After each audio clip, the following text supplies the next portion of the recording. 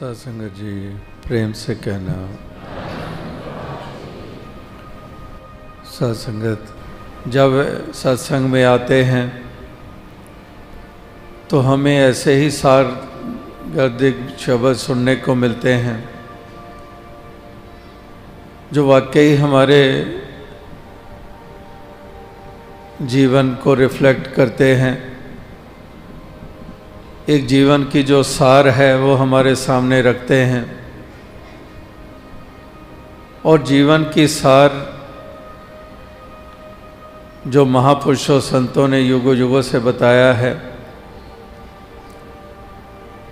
कि वाकई ही सार कह लें, निचोड़ कह लें कि निचोड़ यही निकाला है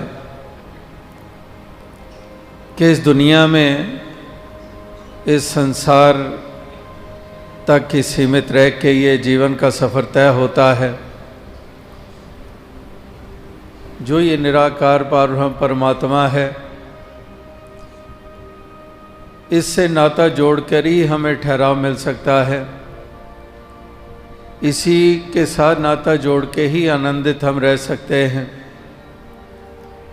इसी को ही हमने जीवन में विशेषता और प्राथमिकता देनी है और इसी के द्वारा ही कल्याण होता है। आत्मा का भी कल्याण उद्धार इसी के कारण है, इसी का बोध हासिल करने के कारण है और जीवन में भी सहजता इसी के कारण है, क्योंकि सहज भी यही है। मोक्ष और मुक्ति भी इसी से है, आनंद इसी से ही है, प्रेम का स्रोत यही है। यानी कि आधार और केंद्र भक्तों ने इसी को माना है और इसी तरह से ये फैसले दिए हैं कि वाकई जीवन का सार तो यही है कि ये संसार बना है, बिगड़ता है, ये अस्तित्व में आता है, मिटता है, ये हमेशा रहने वाला नहीं है। ना ये संसार रहता है, ना संसार में जो जन्म लेते हैं, अस्तित्व में आते हैं, वो भी शाश्वत नहीं है।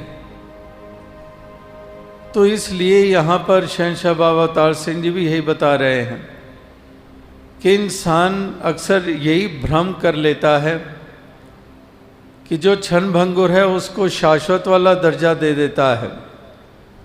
वो ये मान लेता है कि ये सच्चाई है, ये कायम रहनी है, और जो शाश्वत है, जो सत्य है, उसको मिथ्या मान लेता है। लोग हैं, चाहे वो जापान जैसे मुल्क में हैं या किसी और मुल्क में हैं, कितने ही नॉन बिलीवर्स हैं, कितने ही एथिस्ट हैं, कितने नास्तिक हैं, जो इस प्रभु परमात्मा के अस्तित्व में यकीन ही नहीं रखते हैं। यानी कि वही बात महापुरुष कहते हैं कि जो सत्य है उसको मिथ्या मान लेते हैं। यानी कि ऐसे लोग इसको मिथ्या मान लेते हैं कि ये कुछ भी नहीं है, नथिंग लाइक इट, ऐसा कुछ भी नहीं है। और जिसको शाश्वत मानते हैं, जिसको हकीकत मानते हैं, तो वो वास्तविकता में महापुरुषों ने कहा कि ये तो ढलती परछाइयाँ हैं, ये तो एक स्वप्न के मानिंद माना है कि वाकई ये सपने के समान है। जैसे सपने में भी एक भ्रम वाला ही समय बीत रहा होता है जो हकीकत नहीं है वो हम सपने में देख रहे होते हैं, महसूस कर रहे होते हैं, वो सच्चाई होती नहीं है, लेकिन उस वक़्त तो हम उसी को ही सत्य मानकर चल रहे होते हैं। इसीलिए उस सपने को देखते देखते भी हम पीड़ा भी महसूस कर रहे होते हैं, हंस भी रहे होते हैं। एक राजा को सपना आ रहा है, वो पीड़ा महसूस कर रहा है, क्योंकि सपने में वो ये देख रहा है कि वो चल रहा है, पाँव में जूती भी नहीं है और कांटे उनके ऊपर चल रहा है और पूरी पूरी पीड़ा महसूस कर रहा है। लेकिन वो हकीकत और सच्चाई तो नहीं थी। वो तो एक राजा नंगे पांव तो क्या कितने कितने जोड़े जूते के भरे पड़े हैं, कोई सा भी पहन ले, लेकिन सपने में वो हकीकत नजर आ रही है, इसलिए उसका असर भी पूरा पूरा ले रहा है।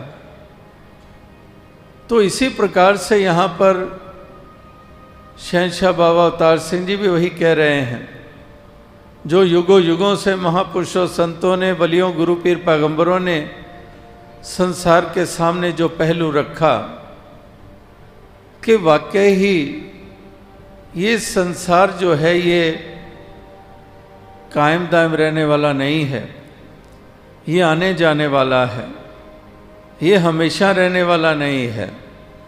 हमेशा रहता है ये प्रभु परमात्मा ईश्वर निराकार, और यही है जो सारे संसार का आधार है। इसलिए कहते हैं कि इसको विशेषता जो देता है, इस एहसास के साथ जो जीवन के सफ़र को तय करता है कि बाकी सब कुछ मिट जाना है, कि बाकी सब कुछ मिट जाता है, ये हमेशा रहता नहीं है। अगर लहर और सागर की बात जैसे हम दोनों की तुलना करें तो लहर और सागर, लहर हालांकि उठी सागर से ही है, लेकिन लहर कितनी देर के लिए? लहर उठी है, अभी ठीक से देख ही नहीं पाते। अगर कोई जाते भी हम समुद्र के किनारे और हमारे साथ हमारा परिवार वाला है या मित्र है और हमारी पीठ सागर की तरफ है और दूसरी तरफ देख रहे हैं, कुछ और देख रहे हैं, और वो हमें एकदम से कहता है देख कितनी ऊंची लहर, और बाय द टाइम हम अपना मुख मोड़ते हैं वो देखने के लिए, उस वक्त तक वो अलोप ही हो चुकी होती है। बस इतनी सी ही उम्र उस लहर की, अभी उठी है और मिट भी गई है। लेकिन सागर की तरफ इशारा करें, वो तो क्षणभंगुर नहीं है, वो तो अपनी जगह कायम है। वो लहर की तरह बना और मिटा नहीं है, वो उसी तरह से उसका वजूद कायम है। तो यहाँ पर भी बाबा अवतार सिंह जी यही कह रहे हैं कि माया जेड़ी रंग बिरंगी तेरा जी पर चाहुंदी है, पक्की गल समझ लै मेरी ए आउंदी ते जांदी है। यानी कि ये सब आने जाने वाला है। ये सारे संसार का वजूद और बनावट भी जो बताई गई है, कितने जिक्र आते हैं कि मिलियंस ऑफ ईयर्स पहले यहाँ पर डायनासोर्स थे या कोई और स्पीसीज थे, और फिर वो समय भी आ गया जब एक्सटिंक्ट हो गई, ख़त्म हो गई, वो हमें उनका वजूद नज़र नहीं आता है। इसी तरह से कई ऐसे स्थान बताए जाते हैं जहाँ पर पहाड़ हैं, चट्टानें हैं ऊंची ऊंची, और उसके बारे में बताते हैं कि यहाँ कभी समुद्र होता था। अभी तो ये ऊंचा पहाड़ नज़र आ रहा है, लेकिन ये सब this was all submerged under the water, के पानी के अंदर ही ये थे सब, और अभी हमें ऊंचे होके नज़र आ रहे हैं। यानी कि कहाँ पर एक सरीका हर चीज़ रहती है, हर चीज़ में ही अंतर होता चला जा रहा है। तो इसलिए महापुरुष संत जन कहते हैं कि जो दिसे सो सगल विनाशे, कि जो दिखाई देता है वो रहता नहीं है। तो इसलिए जो रहता है, जिसको कहते हैं कि आशिक सिर्फ बका दे हो, बका जो रह जाता है, यानी कि बका यही रह जाता है, ये परमात्मा ही रहता है। यही है जो कायम दायम रहता है, इसी के आशिक होते हैं। इसलिए दुनिया में उस कदर ग्रस्त नहीं होते हैं, और इसीलिए सुचेत करते हैं कि परछाइयों का ही पीछा करने वाले, जैसे वो मृग होता है वो भागता है और सोचता है कि ये जल है और जल की तरफ बढ़ रहा है, लेकिन दरअसल वो जल होता नहीं है, वो एक मिराज होता है। वो इस प्रकार से उसको महसूस हो रहा होता है, लेकिन वहाँ पर कोई पानी नहीं होता है, जल नहीं होता है।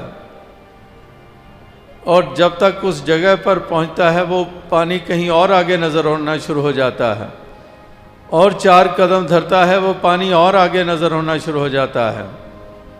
यानी कि वो एक हकीकत नहीं होती है, वो सच्चाई नहीं होती है। तो इस तरह से वो भ्रम में ही भागता रहता है। इसी तरह से महापुरुष संत जन भी कहते हैं कि संसार से अगर तू वो आस रख के बैठा हुआ है, जितना बढ़ता है वो और दूर हाथों से निकलता जाता है। जहाँ पर तू ये मानकर बैठता है कि यही साधन है जिससे मुझे सुख मिलने वाला है, लेकिन वो भी साधन शाश्वत नहीं है, वो भी कमती बढ़ती होता है, वो भी एक सरीका रहता नहीं है। तो जो एक रहता है, कायम दायम रहता है, इसी सच्चे साधन को अपनाने की बात कर रहे हैं। जो आज भी महापुरुषों ने कहा कि जे सुख को चाहे सदा तो शरण राम की ले, कि संसार सदा रहने वाला नहीं है। हमारे मित्र दोस्त सदा रहने वाले नहीं हैं, हमारा परिवार रिश्तेदारी हमेशा रहने वाले नहीं हैं, हमारी ताकत हमारी हुकूमत सदैव रहने वाली नहीं है। जिनको इंसान मानकर चलता है कि ये हुकूमत है तो बस पूरा ही आनंद और सुख है, लेकिन वो हुकूमत ही नहीं रहती तो सुख उसके साथ ही चला गया, आनंद उसके साथ ही चला गया। ये मित्र है, ये दोस्त है, ये रिश्तेदार है, वो भी किस तरह से आंखें फेर लेते हैं, किस तरह से गर्ज के ऊपर आधारित वो रिश्ते बने हुए हैं। वो गर्ज या हालात, इस माया के 3 नाम परसु परसा परस राम, वो सब उसी तरह से ही अपना असर रखते हैं, एक जैसा नहीं है। यानी कि हर चीज़ जो है दुनिया की, उसमें यही सिलसिले हैं जो हमें देखने को मिलते हैं। इसीलिए महापुरुषों ने पहले भी यही कहा है कि जगत की झुकी देखी प्रीत, अपने ही सुख को सब लागत क्या दारा क्या मीत। कि वाकई वही गरज कि अपने ही सुख को सब, बस मुझे वो मिल जाना चाहिए, और चाहे मेरा सका भाई क्यों ना हो, बहन ही क्यों ना हो, पिता ही क्यों ना हो, माता ही क्यों ना हो, लेकिन मुझे मिल जाना चाहिए। इनको ना मिले कोई बात नहीं। वही बात कि अपने ही सुख को सब लागत क्या दारा क्या मीत, जगत में झूठी देखी प्रीत। तो इस प्रकार से ये संसार में महापुरुषों ने जो बार बार इंसान को ध्यान दिलाने के प्रयास किए हैं, वही बात जो बाबा अवतार सिंह जी साधारण शब्दों का इस्तेमाल करके जो कह रहे हैं, जो माया रंग बिरंगी तेरा जी परचांदी है, वही मृग की तरह कि मृग भी भागता है, उसको भी कुछ वो ललचा रहा है, वो भरमा रहा है। तेरा जी परचांदी है, पक्की गल समझ ले मेरी, ए आंदी ते जांदी है। यानी कि वो सच्चाई, वो हकीकत नहीं है, वो सच्चा आधार नहीं है, वो शाश्वत वाला साधन नहीं है। तो इसलिए जो हमेश रहने वाला है, हमेशा रहने वाला है, इसी का ही एक सहारा लेना, इसी के साथ मन का नाता जोड़ना, इसी को ही जहन दिलो दिमाग में बसा के रखना। यही महापुरुषों ने कहा कि यही एक हमारी सच्ची अवेयरनेस है, एक सच्ची जागृति यही है। अगर हमने ये बात समझ ली, अगर ये हमने जान लिया, तो फिर वास्तविकता में हम उस भ्रम से ऊपर उठ जाते हैं और हम आनंद के पात्र बन जाते हैं। हम आनंद और सच्चे सुकून की महसूसियत करने लग पड़ते हैं और जान जाते हैं कि वाकई ही ये सब ढलती ही परछाइयाँ हैं। सुख दुनिया दे परछावें ने जेकर प्रीता पाएगा, तो वाकई ये ढलती हुई परछाइयाँ हैं। बादल की परछाई कितनी देर वो हमें छाया देती है और उसका पीछा करते भागते चले जाएं। हवा आती है, बादल आगे भागते हैं, हम और भागते हैं, वो और अदर भागता है और पीछे भागते हैं और फिर वो भी बादल भी बिखर जाते हैं, छोटी छोटी टुकड़ियों में बढ़ जाते हैं। वो बादल जो इतना बड़ा आकार वाला बादल नज़र आ रहा था और इतने बड़े आकार में वो छाया दे रहा था, अब वो भी अपने आप में टुकड़ों में वो बट गया। वो बादल अब वो छोटे छोटे टुकड़ों में, अब छोटे छोटे टुकड़ों में बट गया। अब एक और असमंजस की स्थिति आ गई है कि अब इन टुकड़ों में भी किस टुकड़े के पीछे भागे। तो इस प्रकार से वही बात यहाँ पर कही जा रही है कि वाकई ये परछाइयाँ, ये वास्तविकता में इसी का ही इंसान सहारा लेता है, इसी का ही पीछा करता रहता है। टल गए परछावें जिस दम रोएगा कुरलाएगा, तो वाकई ही ये सब कुछ, हमारी जवानी, हमारी खूबसूरती, हमारी अमीरी, ये सब ताकतें, ये तन मन धन की, ये जो कुछ भी है, जैसे दास ने कहा कि कोई उसी का गर्व करता है, उसी को ही सब कुछ मान लेता है, अपनी असली पहचान भी उसी के आधार पे ऊपर बनाता है। मैं हुकूमत वाला हूँ, मैं हाकम हूँ, तो कहते हैं कि उसी को इतनी विशेषता दी तूने, लेकिन वो भी हुकूमत भी कहाँ हमेशा रही। तो कहते हैं आज तख्त है, कल को तख्ता हिस्से में आ जाता है कि एक तख्त व ताज, आज तख्त है और कल तख्ता हिस्से में आ जाता है।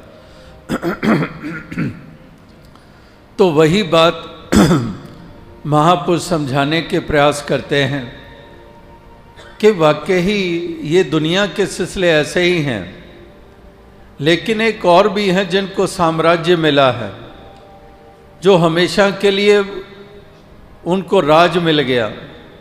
आज भी हम ईस्टर का त्यौहार मना रहे हैं दुनिया भर में, जहाँ हज़रत ईसा मसीह जी को जो सूली पे लटकाया गया, जो गुड फ्राइडे हमने 2 दिन पहले मनाया, वही गुड फ्राइडे जब उनको कीले गाड़े गए और ईस्टर कहते हैं कि रेसरेक्शन हुई, कि वो हज़रत ईसा मसीह जी का इस प्रकार से फिर से सामने आना और उसको ईस्टर का त्यौहार के रूप में दुनिया भर में मनाया जाता है। यानी कि उसी को देखें कि सूली पे लटकाने वाला राजा जिसने हुक्म दिया, उसका तो नामो निशान मिट गया, लेकिन जो साम्राज्य हज़रत ईसा मसीह जी के हिस्से में आया कि सूली पे लटक जाने के बावजूद उनका राज्य आज तक कायम है। यानी कि वो ढलती हुई परछाइयों वाला सिलसिला नहीं है, वो खूबसूरतियाँ भी ढल जाती हैं, हुकूमतें भी ढल जाती हैं, शरीर की ताकतें भी ढल जाती हैं, ये सब कुछ ढल जाता है। तो महापुरुष कहते हैं कि वाकई ही इसी से ही हम अंदाज़ा लगाएं। एक और इसी का बयान किसी शायर ने दिया कि एक बड़े साम्राज्य वाले बड़े राजा महाराजा भी कि अपने जो उनका आसन होता है, सिंहासन होता है, कि वो अपने सिंहासन पर भी मुरझा जाते हैं।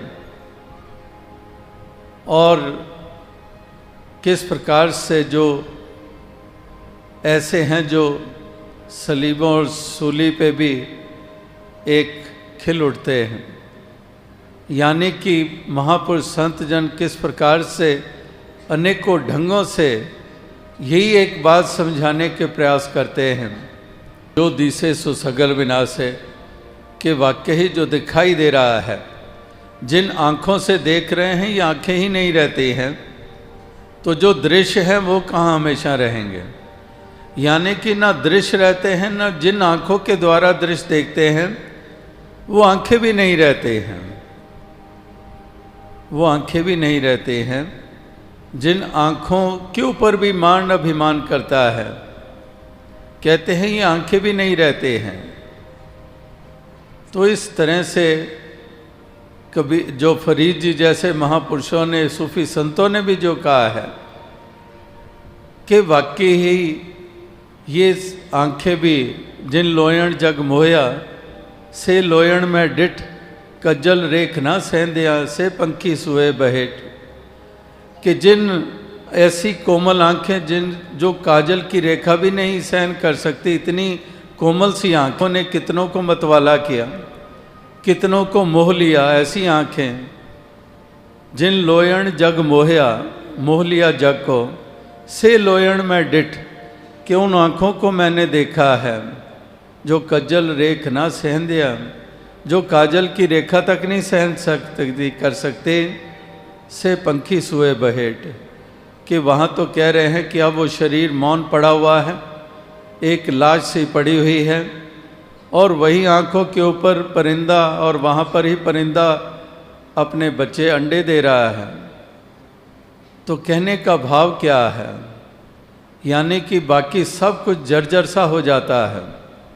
जो आज हमें बहुत विशेष करके महसूस हो रहा होता है, उसको कितनी हम विशेषता प्राथमिकताएं देते हैं, और इतनी प्राथमिकताएं देते हैं कि इस मालिक खालिक को ही विसार देते हैं। पहले भी महापुरुष जिक्र कर रहे थे कि दातार और एक दाते, एक जो दातार है और एक जो दातें देता है। जैसे वो शायर ने भी कहा है कि ख्याल रिज़्क है राज़क का कुछ ख्याल नहीं, कि रिज़्क का ख्याल है राज़क का ख्याल नहीं है। इसी तरह से महापुरुष अक्सर यही ध्यान दिलाते हैं कि जो दाता है इसकी तरफ ध्यान नहीं जाता है, दातों में ही इतने उलझ जाते हैं। जो आज भी महापुरुषों ने जिक्र किया, और बहुत बरस पहले बाबा गुरबचन सिंह जी की हाज़िरी में ही महापुरुष संगत में ही सुना रहे थे, कह रहे थे कि बड़ा टीवी टेलीविज़न चले यहाँ पर, हालांकि इतने प्रोग्राम नहीं भी आते थे, और टेलीविज़न जो बाज़ार में आए लोगों ने लेने शुरू किए, तो वो महापुरुष कहने लगा कि मेरे बच्चे मेरी जान खा गए कि टीवी लेके आओ, टीवी लेके आओ, वो नहीं लाए, बाकियों के घरों में आ गया है, हमारे घर नहीं आया है। तो कहते वो टीवी आ गया। अब टीवी आ गया, जिस साध संगत से अरदास की, प्रार्थना की और कृपा हुई, टीवी आ गया। अब टीवी ने इतना उलझा दिया कि हम उस संगत तक ही नहीं पहुंच पा रहे हैं, हम वहीं पर ही चिपके रहते हैं। यानी कि जहाँ कह भी रहा है कि साध संगत की कृपा हुई है, और जहाँ से कृपा हुई है वहाँ तक भी पहुँचना दुश्वार हो गया है, क्योंकि जो मिला है वही इतना प्रभावशाली हो गया कि उसी में ही गलतान हो गए। तो इस तरह से साधारण साधारण मिसालें देकर महापुरुष संत जन यही कुछ समझाने के प्रयास करते हैं। अकलों अन्ना मूर्ख बंदा जो इस दामत वाला है, तो वाकई ही उसी को ही अंधापन कहा गया है। जो दास ने पहले बात कही कि जो झूठ को सच करके मान रहा है और सत्य को मिथ्या मानकर चल रहा है, वही एक प्रकार का अंधापन ही है, कि वो अंधापन ही है। क्योंकि हकीकत और सच्चाई नहीं देख रहा है, वो एक अज्ञानता और भ्रम के ऊपर आधारित ही उसकी दृष्टि बनी हुई है। तो इसलिए उसको मूर्ख भी कह देते हैं, उसको अंधा भी कह देते हैं। तो इस तरह से ये संसार की हालत का बयान किया जा रहा है कि ऐसी मूर्खता, ऐसा अंधापन ये लगातार संसार में देखने को मिलता है। हालांकि ये आंखें हैं, दृष्टि, ये वाली आंखें जो चेहरे पे लगी हुई हैं, ये आंखें हैं, लेकिन आंखें होने के बावजूद अंधापन है, क्योंकि जो असल में आंखें हैं वो नहीं है। और उधर सूरदास के पास ये आंखें नहीं हैं, ये हरा पीला लाल सुंदरता, ये पहाड़, कुदरत, कायनात, ये नज़ारे सुंदर नहीं देख पा रहे हैं, वो आंखें नहीं हैं सूरदास के पास। लेकिन जो आंखें हैं वो सच्चाई देख रही हैं, वो हकीकत देख रही हैं। तो अब साथ संगत, अंधापन क्या है, असली नज़र क्या है, मृतक कौन है और जीवित कौन है, ये सब महापुरुषों ने परिभाषाएं बताई हैं। और यहाँ पर भी उसी परिभाषा के अनुसार ही बताया जा रहा है कि वाकई ही अंधापन यही है जो इंसान की अवस्था है, इंसान किस दृष्टि से देखता है, इंसान की प्राथमिकताएं क्या है, इंसान किस चीज़ को विशेषता देता है। तो वहीं पर ही ये साबित होता है कि आँखों वाला है ये या फिर अभी भी अंधकार ही छाया हुआ है। तो इस तरह से ये महापुरुष संत जन यही इंसानों को युगों युगों से संदेश और पैगाम ये देते आ रहे हैं कि वाकई जो सहजता हमारे जीवन में आनी है वो इसी शाश्वत के कारण आनी है, इसी का आधार लेने से ही होना है ये संभव। तभी ये सब्र और संतोष भी हमारे जीवन में आना है, क्योंकि इसी को ही हम विशेषता देते हैं। चलदे नाल प्रीतां ला के आखिर रोना पैंदा ए। तो अब साथ संगत, ये एक चलायमान है संसार।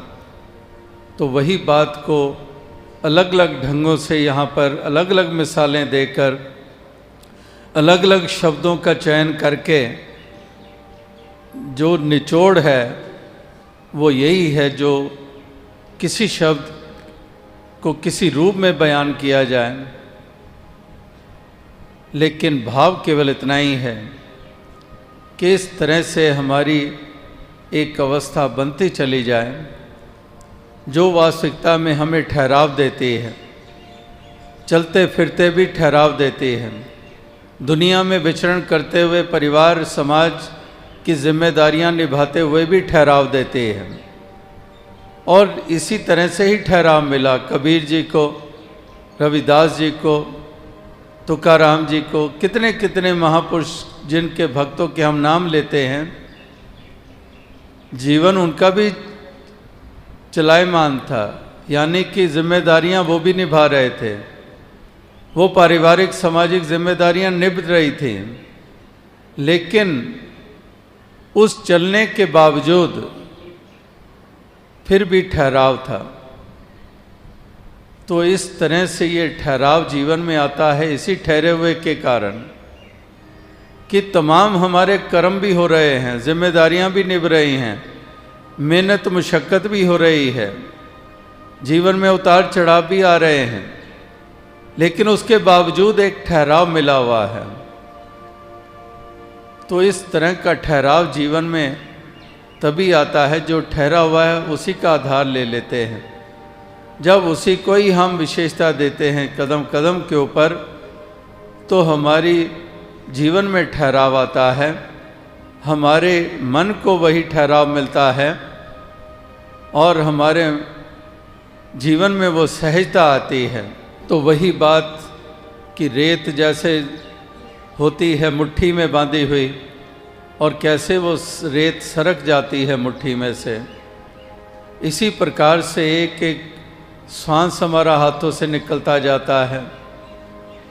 इस तरह से हर चीज़ और वही बात जो माटी कोड़ा माटी जोड़ा माटी के असवार, हच खेड़ फिर माटी होई पैंदी पाँव पसार कि वाकई ही सब मट्टी ही है और मट्टी विच मिल जाना। खाकी खाक स्यों रल जाना तू कदे ताहों से आना, कि एक खाक की पुतला जो है वो खाक में मिल जाता है।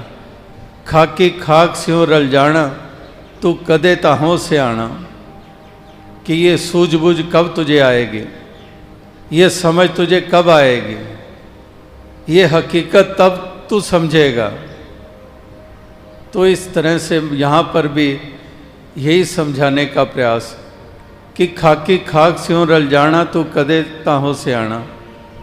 हंस खेड़ फिर माटी होई और पैंदी पाँव पसार, माटी कोड़ा माटी जोड़ा माटी के असवार, कि सब कुछ ही मट्टी तो बताया है, एक खाक ही बताया है। तो इसलिए ये हकीकत अगर ध्यान में रहती है, ये सच्चाई का एहसास अगर रहता है, तो ना अहम के शिकार होते हैं और ना इसमें गलतान होते हैं, ना इन सभी चीज़ों में खचित होते हैं। वो न्यारापन बना रहता है, वो जल में कमल के फूल मानिंद वो अवस्था रहती है कि जल में रहकर जल से न्यारा, कि साधु रह के दुनिया अंदर वांग कमल दे न्यारा रहे, कि कमल के मानिंद वो जल में रहकर भी जल से न्यारा है। तो यही न्यारापन ये महापुरुष संत जन ही संसार में दर्शाते हैं कि किस प्रकार से वो इससे न्यारे रहते हैं। ये प्राप्त होना, कुछ खो जाना, यश मिल जाना या अपयश प्राप्त हो जाना, तो उस सभी चीज़ों में से गुजरते हुए वो अपनी अवस्था को सहज जो बनाए रखते हैं, वाकई उनकी कितनी महानता होती है। जो नर दुख में दुख नहीं माने, सुख स्नेह और पहने जाके कंचन माटी माने, कि ना एक निंदा का असर ना यश का असर, जे लोग सलाहें ता तेरी उपमा, जे निंदेता छोड़ ना जाए। कि इस प्रकार से श्लाघा होती है तो आपे से बाहर नहीं हो जाता है, अभिमान में नहीं आ जाता है, अहंकार में नहीं आ जाता है, इतना फूल नहीं जाता है कि दूसरों को नीची दृष्टि से देखने लग पड़े।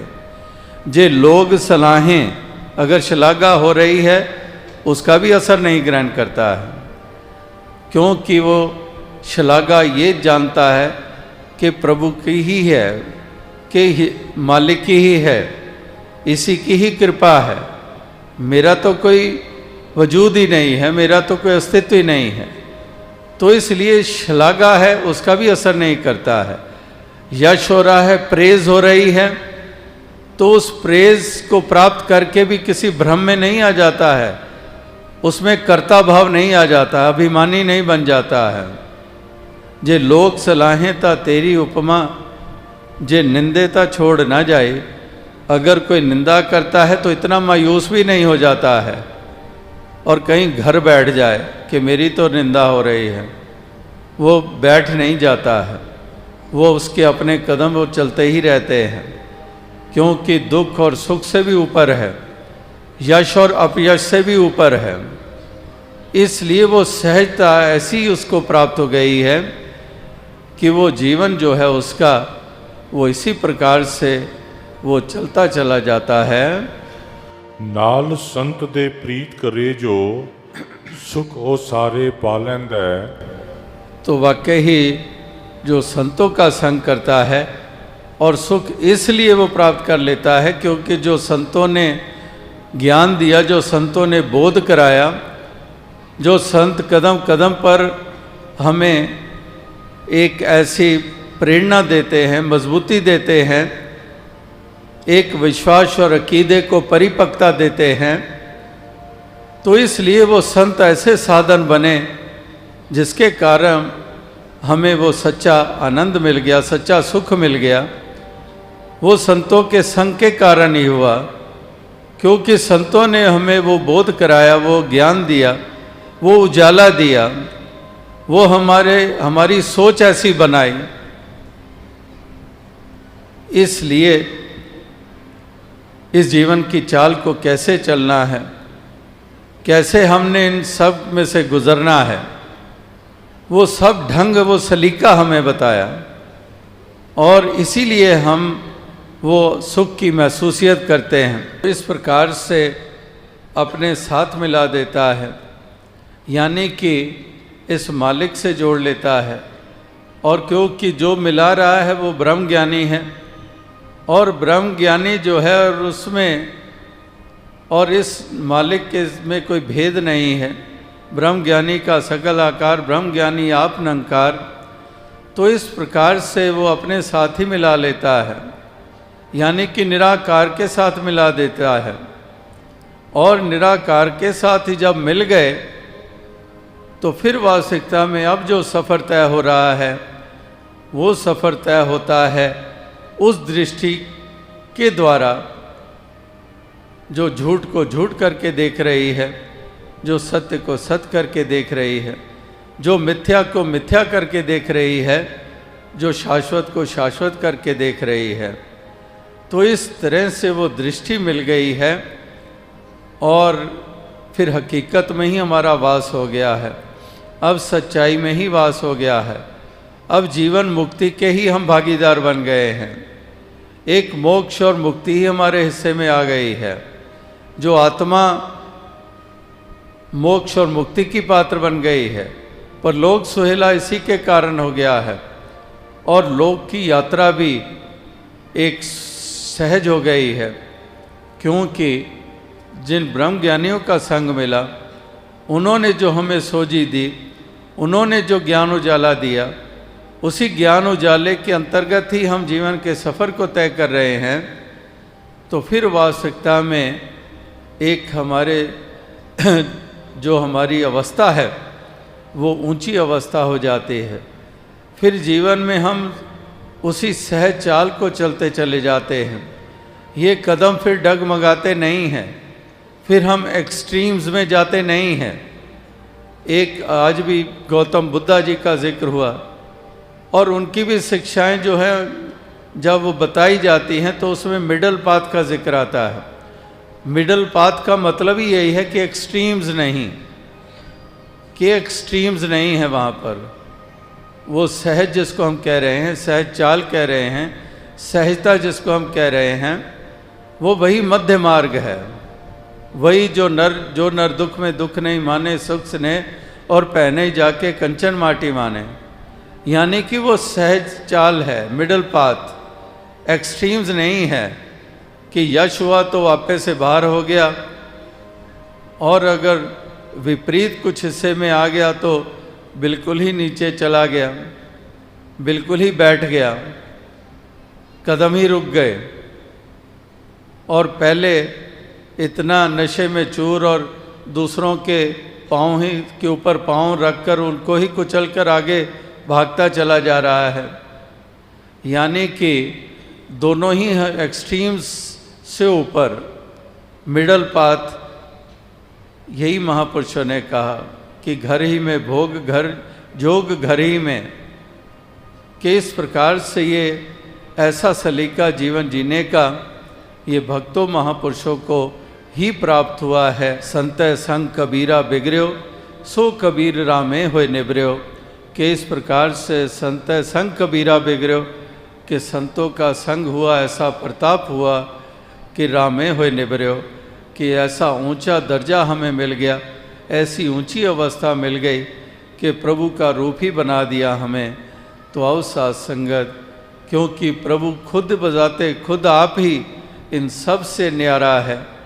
ये 9 चीज़ां दृष्टमान ने जिसनों कहंदे माया है, 10वां ब्रह्म इन्हां तो वखरा इन्हां विच समाया है। कि वाकई ही वो न्यारापन जो है वो मालिक का ही है। तो इसलिए इसी मालिक का जब ये न्यारापन है और इसी से जब नाता जुड़ गया तो फिर उसका भी न्यारापन प्राप्त हो जाता है। तो आओ साथ संगत, यही अरदास, यही प्रार्थना की दातार कृपा करें, सबको ऐसी तौफीक दे, शक्ति दे, सामर्थ्य दें, ताकि सभी इस सच्चाई का एहसास करते हुए इस जीवन के सफ़र को तय करते चले जाएं। जीवन का आनंद लेते चले जाएं और ऐसी सहज चाल ये जीवन की ये बनती चली जाए। यही एक अरदास, यही प्रार्थना, यही शुभकामना है। साध संगत जी धन्य।